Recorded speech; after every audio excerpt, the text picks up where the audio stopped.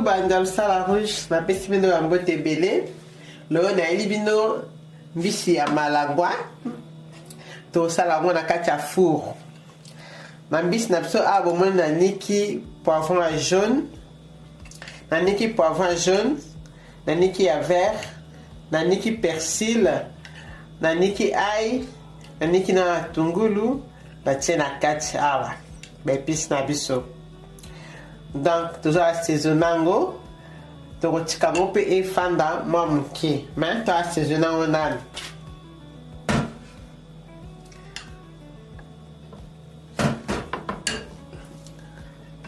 Nazokotia yango na four pendant 10 minutes à 15 minutes et bon tokozonga mpona kotia yango na four.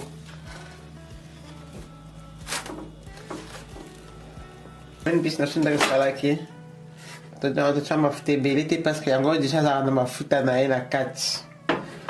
Tozokotia yango na kati ya four mais bosala te kopartage video na biso. Kuku mbisi na biso sikoyo ebongi ebeli tolongo tolongola yango na four kotoleka na mesa